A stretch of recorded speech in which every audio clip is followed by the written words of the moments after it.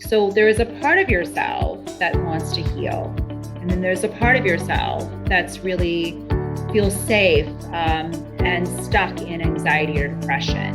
So people don't understand that, to stay in that space in a way helps you feel safe. There's something about staying there, but it's interesting that there's another part of you that wants to heal. What would it look like, if you're doing like an open chair exercise, just off as what this sort of philosophy, if your healthy self could have a conversation with your broken self, what would your healthy self say?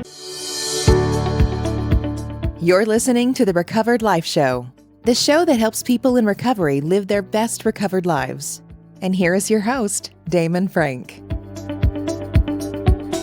Welcome back to the Recovered Life Show. I am pleased to be joined today by Candace Dale McKenzie, licensed marriage and family therapist. Thanks for joining us today. Absolutely. So good to see you again. Great to see you. And I've been excited about this topic because I wanted to ask you, and I know the listeners want to know, why are we so hard on ourselves? With COVID and everything that's going on now, I've noticed it a lot. It's like that self-talk that's like, and especially people in recovery can be so critical of themselves. Is this an issue that you find with your patients and clients? And what do we do about this, Candace? Well, I like to say being hard on yourself also equates to reintegration anxiety. It is a thing. And it's a thing where we had this horrible pandemic. Everybody was in a state of fear. Our lives felt like they were completely put on hold. And then all of a sudden, okay, we're back up again. Everybody go back to work, right? We noticed the traffic, right? In LA, we've noticed that, right?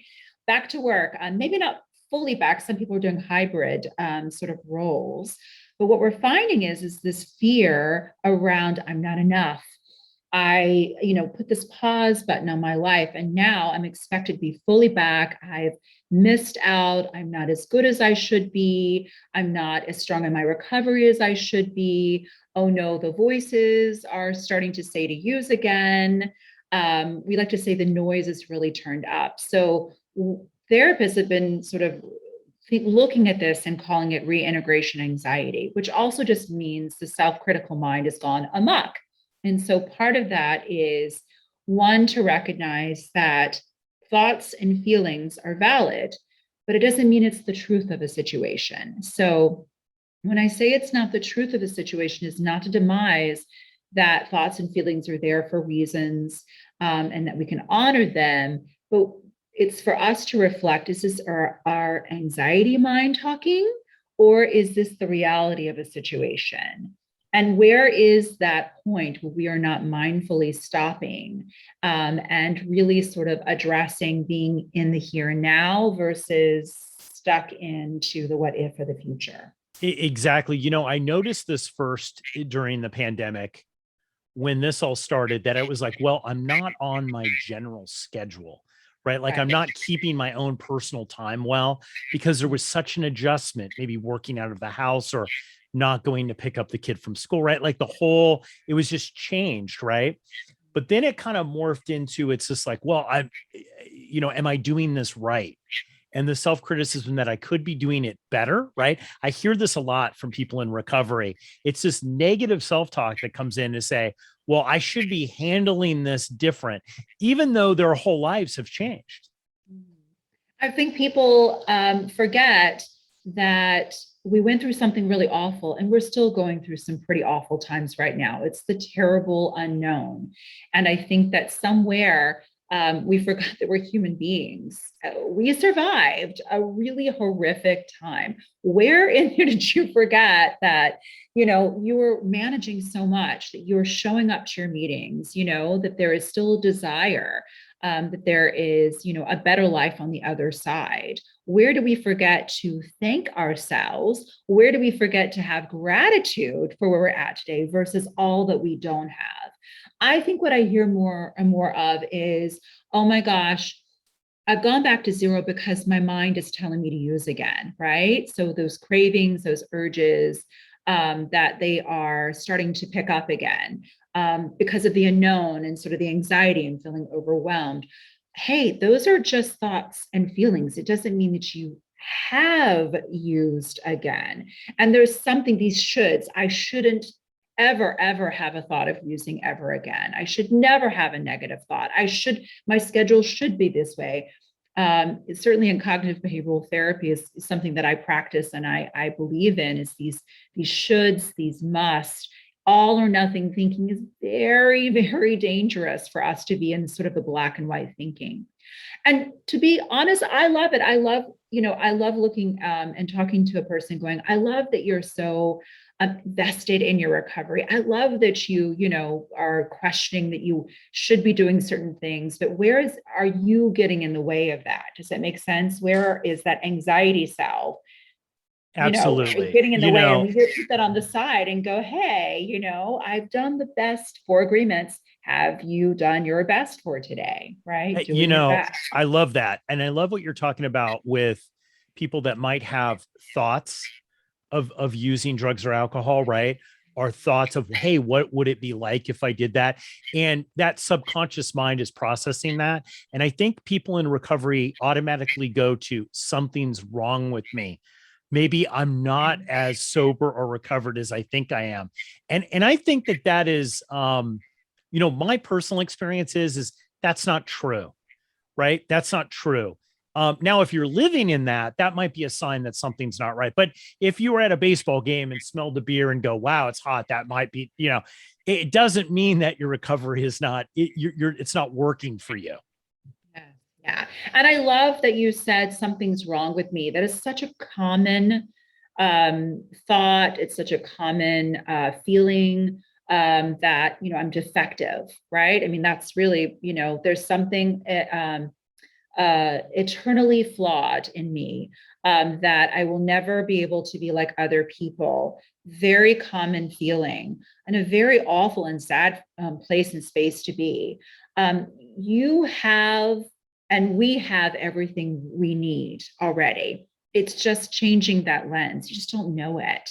I truly believe that. I truly believe we have the universe has truly provided everything we need. It's when we call it the monkey mind, anxiety self, if you want to call it shadow of yourself, if you want to call it sort of, your substance use disorder self, your eating ed, as we say, sort of in the eating disorder world, has gotten in the way and the noise has become very loud and you have attached to those thoughts and feelings and begun to believe in them. So that's exactly. the difference. Yeah. And yes. I think that you tapped onto something interesting that I want to bring up here that, this whole idea of being broken, this idea, and I think that this is an old idea that's leaving the recovery community, that somehow if you have an addiction issue, you're broken in some way. Can you address that real quick? Because just because you suffer from addiction doesn't mean that you're broken. Absolutely not. And we all are perfectly imperfect. Brene Brown, if you don't know who that is, please read Shame Resilience. It's incredibly meaningful. She is a research psychologist, and that's all she's done is talked about the feeling of shame and what that means. And so the sense of broken meaning equating to bad, right? And I think, and I certainly don't want to not value other people's recovery journey. I think the original thought and feeling behind that you're broken is a sense of radical acceptance, right? In the sense of like leaning into it, right? Leaning into your community, leaning into, I've got a problem and I need some help and support.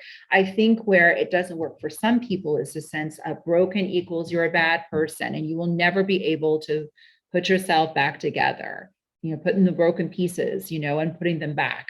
That is not my belief. And I think you and I have talked and we're very aligned, I think, on those philosophies and value systems that I think to say that you are broken says that you're not a human being and that there is an opportunity to find help and healing and recovery and that to take that sense of imperfection and brokenness it can be a beautiful thing, right? It can be a very humanistic thing. It can say, like, I'm the survivor, right? I'm on this other side right now. Then I can share and I can fellowship with other people that are looking to walk into the light, into recovery.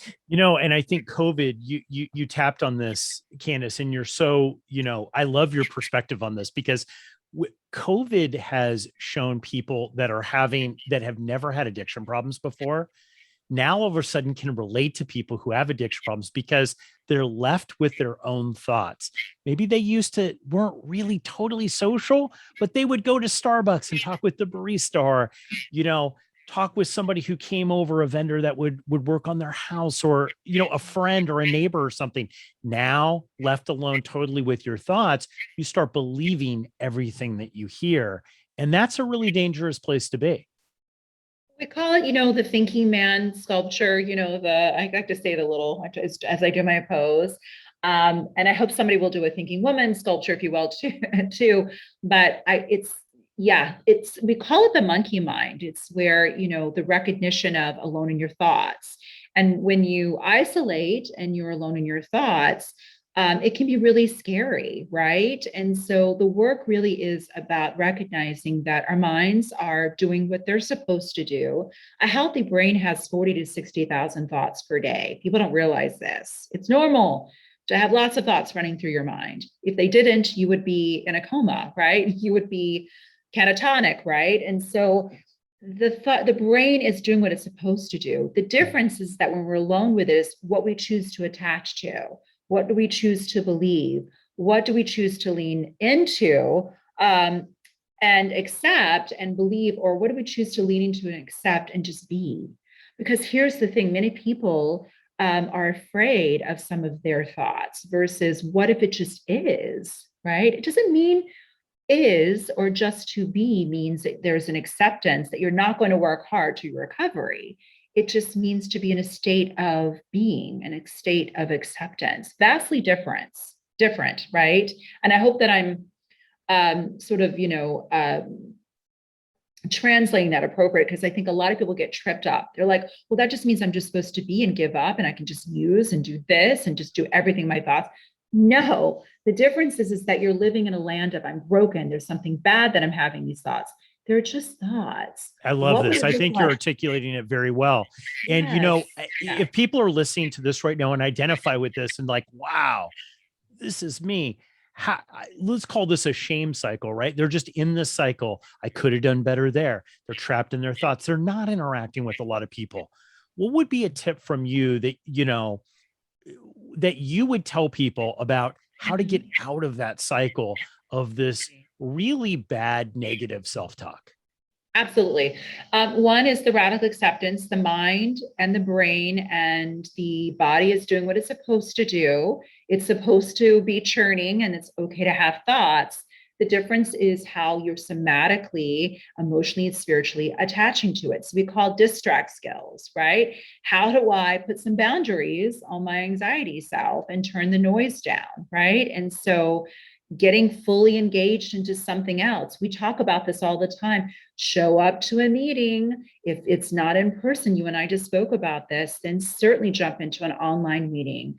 Community is incredibly important because it allows you to hear other people's stories, to have something to fall back on. I also like to say, finding what is that toolbox for you, right? Everybody needs a grounding toolbox. It's my bag or my box that I go to in my time of need. That does not have to be a spiritual source. That could be something in yourself. Is it nature? Is it a mentor? Is it food? Is it movies? I don't care what that is, but you need to have that. And especially during this very sort of gray, interesting variant time, please have that ready for you. And I think that's the biggest thing is people as a society and as children, we were never taught to have a toolbox, right? That sort of thing that I go to because life is so busy. I have so much to do. I have children, I have a job, I have this, I have that. Where did we put ourselves last on the list in sort of what we're investing our time? Incredibly important to shift that and to This make whole sure idea that of self-care to Yes. deneutralize this negative thinking and this spiral that we're in is, I think, so important. I remember, I'm very open about that. I've been in recovery for several decades, and I never, honestly, when I first went into this pursuit and went through a 12-step program, the idea of self-care really wasn't presented there, right? Like, it's not something that people openly talked about. They kind of did in some of the aspects of it, but not really like, hey, how am I taking care of my needs so that I emotionally can show up for myself and other people in my life? And I think self-care is, there are myths and mysticism surrounding that. I think self-care gets a bad rap. I think people think of self-care as going off for a day to spa or, just going to take a check out. I'm not going to show up for my job or pay my bills or do all the things that, it's important for me to do. Self-care is allowing yourself to nourish yourself as needed. So it's recognizing I'm on overload. I need to take a step back, right? And that self-care can be taking a short break during the day. It can be doing what I call a body scan for the day. Does that make sense? Like getting away from the computer for a hot second. On a scale of 1 to 10, are my shoulders up to my ears? Then maybe I should do some stretching. Do I need to call a friend for self-care? Do I need to take a walk around the block? Do I need to say no for self-care? Boundaries, boundaries, boundaries are a big part of self-care as well. And that's what we're talking about, sort of the shift, the paradigm shift, as far as putting ourselves first. I think also the myths and mysticism surrounding self-care is it's selfish. I think I have a lot of clients and, working also in groups, people think, well, that means I'm a narcissist. I'm being selfish by putting myself first. I've heard other people, they talk about, this all the time. I've got to show up. I've got to do this. All of that is wonderful, but it's, you also have to remember that you yourself have to give back too, that you as an entity. Does that make sense? Like that you would, all the self-care you're doing for other people, also put that back and investment into yourself. I love that. You just, you just tapped on something there, and that's why you're a great therapist, right? Because you really have the full view. And this whole thing, I have to do this, I have to do that. I think one of the things that COVID has really taught me, the whole thing of being in this pandemic, was there were a lot of things that were taking a lot of physical and emotional time that I felt I had to do, that I didn't have to do at the end of the day. After further introspection and looking at them, I really, those things weren't making me happy.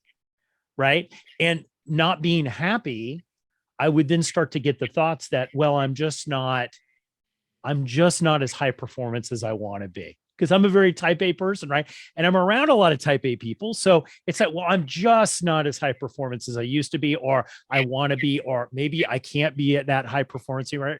It's all really ridiculous, honestly, when I sit back and look at it. And a lot of those things weren't making me happy.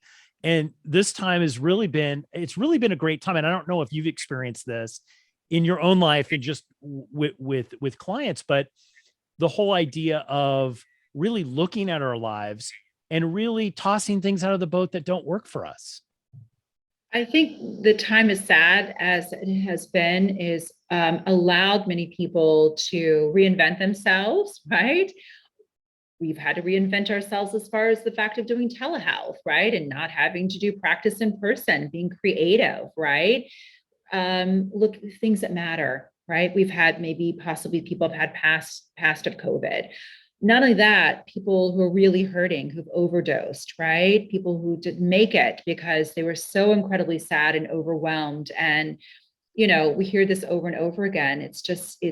I've never seen anything quite like this during the pandemic. People, I've just really been hurting and have, gone back and needed to go back into detox or go back into treatment. And all of that is wonderful. But it's allowed us to really recognize, to look at what is really important, right? To really take gratitude and to look and go, my life is really in a parentheses. It really is. I have no guarantee of what's going to happen today or tomorrow. So, in the here and now and mindfulness, what makes me happy? This doesn't bring me joy anymore. So, it's okay for me to let that go and to sort of try something different, which can bring a lot of fear for people too, in the sense of trying something different, right? But I should do this and I should do that and I should have passion surrounding this. We change, we evolve. Yeah, It's everybody shoulds okay. themselves to death, right? Yeah, Everybody, I should do very this, I should dangerous. do that. But really, when you sit and look and analyze those thoughts, and I think, one of the great things is being able to write things down, right? And also to be able to run things by people like yourself. And I think that that is that's one of the strengths of therapy, is that, especially I think during the pandemic, is just having the ability to be able to run something by someone else that's not you. And this is what we talk about. If it's therapist, if it's an advocate, if it's a sponsor, if it's a friend, if it's like a online group, anything, all of these things are incredibly important to be able to have a sounding board. And if we don't have that, you brought something up. Journaling is incredibly important too, as well. I know that people feel that are time constraints to do that, but there's no rule of the should or the must that you have to journal for hours upon hours. I love the aspect of getting up first thing in the morning, having a cup of coffee and setting an intention and journaling that. It could be like it could be just one sentence. What is my intention for today? What I want to receive for today? What I want to learn for today? What am I open for today? And then at the end of the day is your gratitude. It's just one sentence, two sentences. If you have time for a paragraph, what are you grateful for? Having gratitude is incredibly important because it allows you to celebrate yourself instead of staying in a space of I don't have and something is wrong and I'm broken. It says instead that I have everything I need. And it's in writing. It's there for me to see and to remind myself to go back to in my time of need. Those journals are incredibly important because when we hit those rock bottom times, as we like to say, what does history, I always say this to my clients, what does history say? Let's go back to that time you and I were talking about and that you journaled, that you had this huge success, right? That you reinvented yourself, right? And you found this great community. Well, that's what's missing. That's what you had success from before, and you created that. Nobody just gave that to you. You were the one who did that. So if you could do that then, why can't you do it now? So it also changes the neurotransmitters. There's a lot of research surrounding mindfulness, having a sense of gratitude. Gratitude is also self-compassion. That's one of the hardest things I think, as far as skills set, is self-forgiveness and self-gratitude. Again, we're so hard on ourselves. We're so in our way and beat ourselves up. I could have done this. I should have done this, and I do believe in, making apologies and reparations for those that we have hurt. But I also believe that we can look back and go, I am a human being. I'm doing the best that I can do. And I'm being impeccable. I'm a 4 agreements person. Am I being impeccable with my word, not upon other people, but myself, which is incredibly huge. I think this whole idea of gratitude and living in what's positive and living in all the good things that are happening. One of the things that we've done with coaching and just in a lot of the groups that we have is to really focus at the very beginning of the group about all the wins that happen during the week, instead of just going into what's wrong, what's not working, why don't I feel good about this, right? Really looking at the wins. And what I found by doing that, by starting it off with the wins, was there were more wins than there were losses in my own mind, right?